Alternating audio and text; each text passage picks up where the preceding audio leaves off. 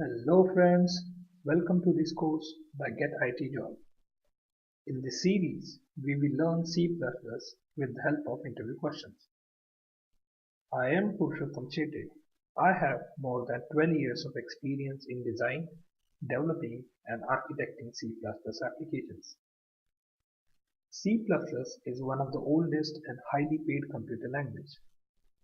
One of the best way to learn any language is by interview question. It helps you understand critical concept about the language very easily. So let's dive in. How an object is passed to the copy constructor and why? To answer this question, let's write some code. To write and execute the code, we will be using Visual Studio across the series. In the .h file, we have already written a test class. It have an integer data member, a constructor, a parameterized constructor, and a display function. In the .cpp file, we have int main. In this, we have instantiated the test class with the value 10, and using that object, we are calling a display function. Now, let's try to build this.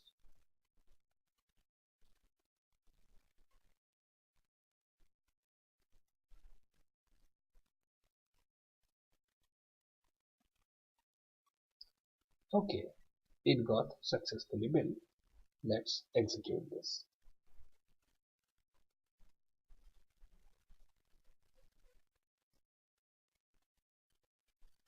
As you can see, a integer data member with value 10 is displayed. Now, let's write a copy constructor for this class. In the .h file, we'll write a copy constructor and let's try to pass an object by value.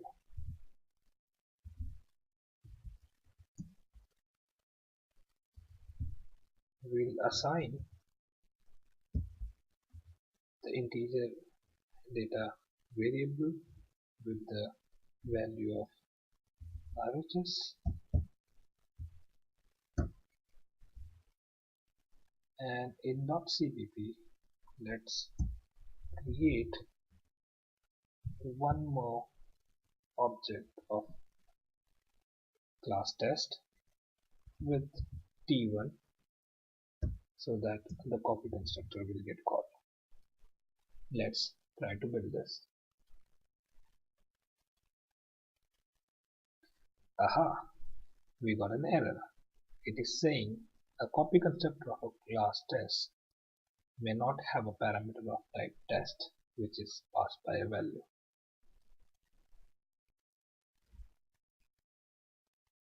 Okay, now let's try to correct this error.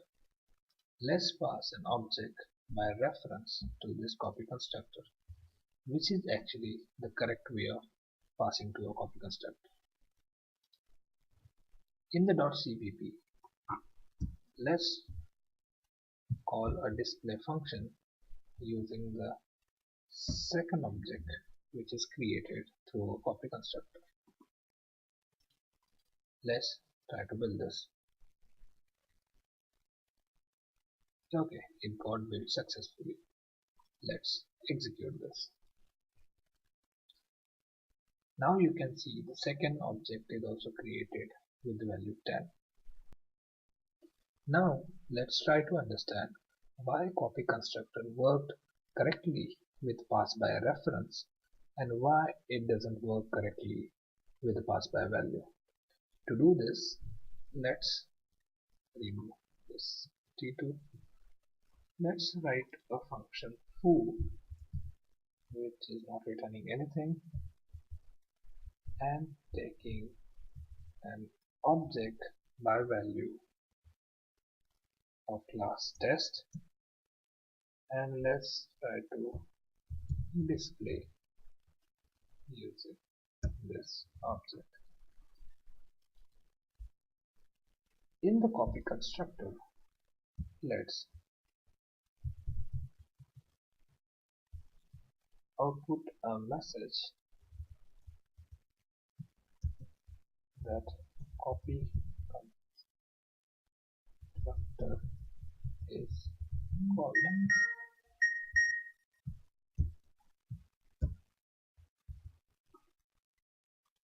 So let's try to build this.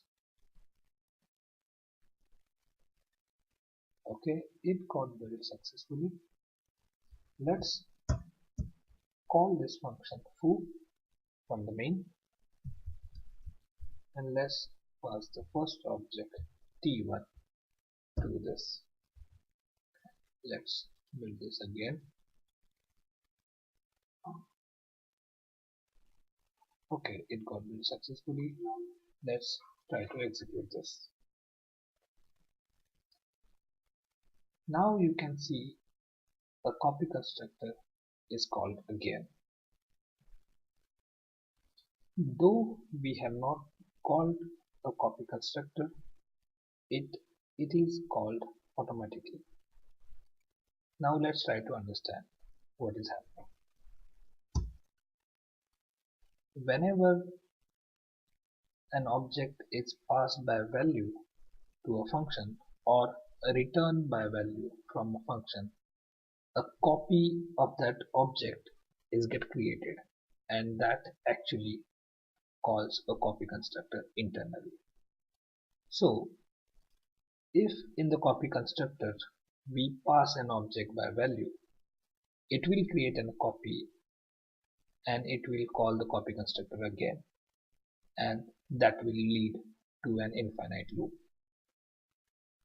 To avoid that, it is mandatory that we pass an object by reference to the copy constructor. Now coming back to the question, how an object is passed to the copy constructor and why. An object is always passed by reference, not by value, to the copy constructor. And why it is done so? It is to avoid an infinite loop. Hello friends, thanks for watching. If you find this video useful, please click the like and subscribe button. To get notified about our future videos, please press the bell icon.